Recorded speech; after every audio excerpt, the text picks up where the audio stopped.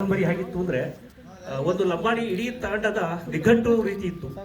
ಅದರ ಸಿನಿಮಾಗೆ ಇವತ್ತಿನ ಕಾಲಘಟ್ಟಕ್ಕೆ ತರಕ್ಕೆ ಹೆಂಗೆ ಅಂತ ಕಷ್ಟ ಬಿಡ್ತಿದ್ದಾಗ ನನ್ನ ಎಲ್ಲಾ ತಿಕ್ಲಾಟಗಳನ್ನ ಸಹಿಸಿಕೊಂಡು ನನ್ನ ಜೊತೆ ಕೆಲಸ ಮಾಡಿದವರು ಎಲ್ದಾಸ್ ಅಂತ, ದಯವಿಟ್ಟು ಅವರು ಈಗ ನಮ್ಮ ಜೊತೆ ಸೇರಬೇಕು.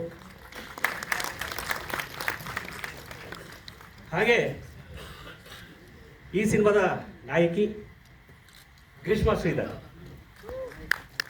ಇದು ಅಪ್ಪಟ ಕನ್ನಡ ಪ್ರತಿಭೆ, ಅದ್ಭುತವಾದ ನಟಿ. ಬಹುಶಃ ನಾನು ಹೇಳೋದಕ್ಕಿಂತ ಸಿನಿಮಾ ನೋಡಿದ್ರೆ ಸಿನಿಮಾನೇ ಮಾತಾಡುತ್ತೆ ಆಕೆ ಏನು ಅಂತ.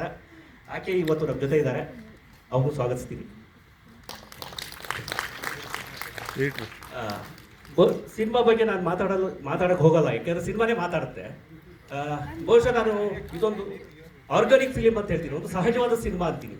ನೀವು ಬೇರೆ ಎಲ್ಲ ಸಿನಿಮಾಗಳನ್ನ ನೋಡಿರ್ತೀರಿ, ಆದರೆ ಈ ಸಿನಿಮಾ ವಿದೇಶದಲ್ಲಿ ತಯಾರಾಗುವಂಥ ಕೆಲವು ಚಿತ್ರಗಳ ಸಾಲಲ್ಲಿ ಇದು ಸೇರುತ್ತೆ.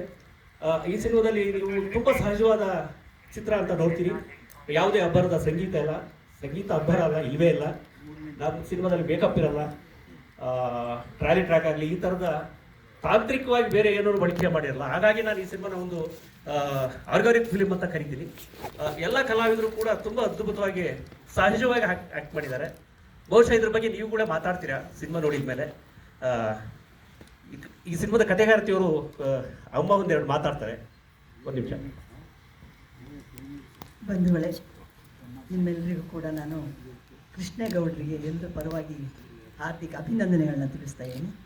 ನನ್ನ ಗತಿ ಕಾದಂಬರಿ ಸುಮಾರು 20 ವರ್ಷಗಳ ಹಿಂದೆ ರಾಯಚೂರಿನ ಮಾನ್ವಿತ ಭಾಗದಲ್ಲಿ, ರಾಯಚೂರು ಭಾಗದಲ್ಲಿ ನಡೆಯುವಂಥ ಪುರುಷ ಪ್ರಧಾನವಾದಂಥ ಒಂದು ಕಥೆಯನ್ನು ತಗೊಂಡು ಮಹಿಳೆಗಾಗೋ ಶೋಷಣೆ, ಅದರಲ್ಲಿ ಗಟ್ಟಿಗಿತ್ತಿಯಾಗಿ ಒಬ್ಬ ಲಕ್ಷ್ಮಿ ಅನ್ನೋದನ್ನು ನಾವು ಬಂಜಾರ ಭಾಷೆಯಲ್ಲಿ ಲಕ್ಷ್ಮಿ ಅಂತೀವಿ.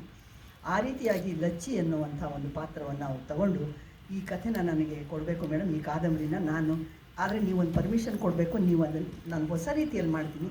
ಇದು ಬಹಳ ಹಿಂದಿನ 25 ವರ್ಷಗಳ ಹಿಂದಿದ್ದಂಥ ಕಥೆ, ಅದನ್ನು ನಾನು ಈಗಿನ ಇದಕ್ಕೆ ಮಾಡ್ತೀನಿ ಎಂದು ಖಂಡಿತ ಮಾಡಿ ಅಂದೆ.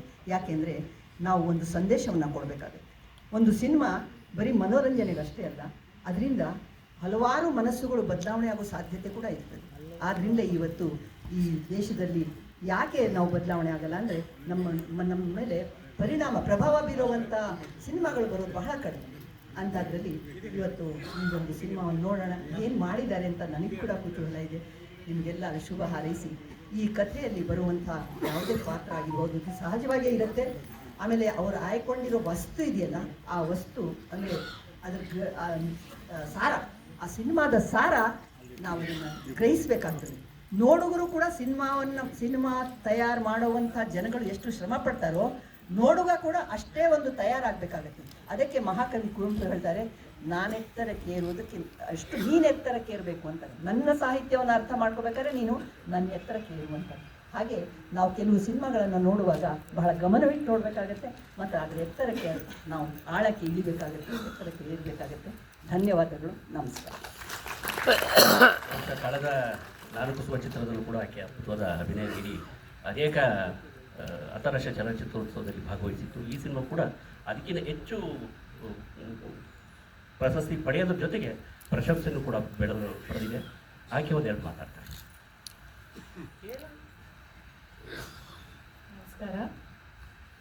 ಸಿನಿಮಾ ಬಗ್ಗೆ ಹೇಳೋಕ್ಕೆ, ಸಿನಿಮಾ ನೋಡಿದ್ಮೇಲೆ ನನಗೆ ಏನು ಅನಿಸುತ್ತೋ, ಬಟ್ ನಿಮ್ಮ ಟೈಮ್ ಕೊಟ್ಟು ಇಲ್ಲಿ ಬಂದು ನಮ್ಮ ಸಿನಿಮಾ ನೋಡೋಕ್ಕೆ ಅಂತ ಬಂದಿದ್ದೀರಾ. So thank you. I hope your time is worth it and you will have something to talk about after the show. Please enjoy.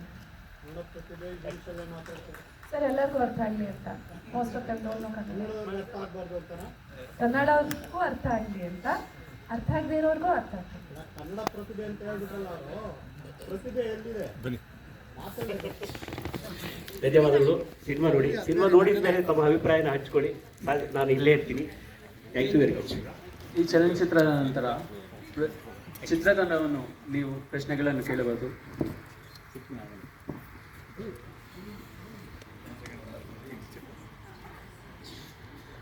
ದಯವಿಟ್ಟು ನೀವು ನಿರ್ಗಮಿಸಲು ನಿಮ್ಮ ಹಿಂದಿನ ದ್ವಾರವನ್ನು ಬಳಸಬೇಕಾಗಿ ವಿನಂತಿಸಿಕೊಳ್ಳುತ್ತವೆ.